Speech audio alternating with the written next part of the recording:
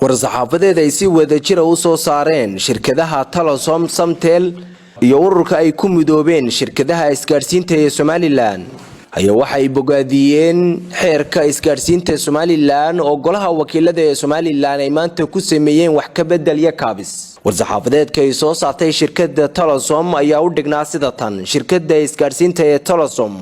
waxay bogaadinaysaa baa lagu yiri golaha wakiilada ee Jamhuuriyadda Somaliland talaabada wax ka bedelka iyo kaabista ay ku sameeyeen xeerka isgaadhsiinta ee Somaliland xeer lambar 50/2011 isbedelkaas oo ka turjumaya mabaadi'da suuqa xorta ee dastuurkeenu jideeyay.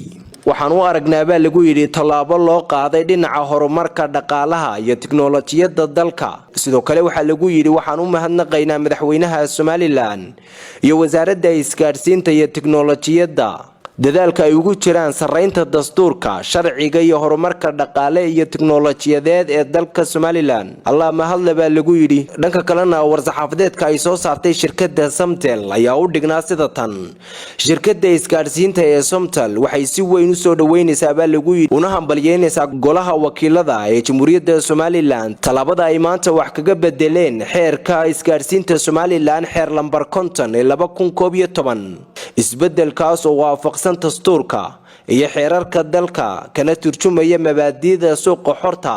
waxaana lagu yiri sidoo kale waxaan u mahadnaqaynaa madaxweynaha Somaliland iyo wasiirka wasaaradda isgaadhsiinta iyo tiknoolajiyadda dadaalada ay ugu jiraan sareynta dastuurka iyo horumarka dhaqaale iyo tiknoolajiyadeed ee Somaliland.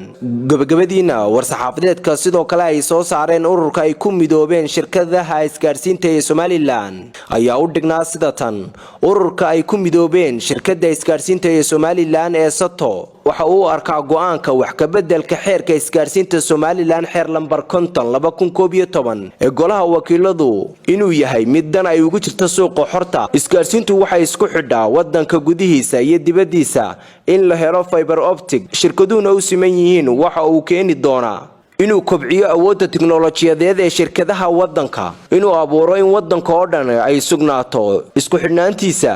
oo laga kaban karo cillad kasta oo timaada, inay yaraato kharashaad badan oo shirkadaha kaga bixi jiray tiknoolajiyadda isku xidha sida microwave-ka qiimahooduna qaali yahay. sidaas darteed waxaan u aragnaa go'aanku mid loo baahnaa oo dantu ay ugu jirto cid kasta oo shirkadda qaranka iyo macaamiisha, waana mid waafaqsan dastuurka Jamhuuriyadda Somaliland oo damaanad qaadaya suuqa xorta. go'aanku waxa uu ka dhigi doonaa berbera inay noqoto xarunta ugu weyn ee isgaadhsiinta fiber optic-ga ee bariga Afrika. Allah ma hadla lagu yiri Aydaruus Maxamed Caynaan goob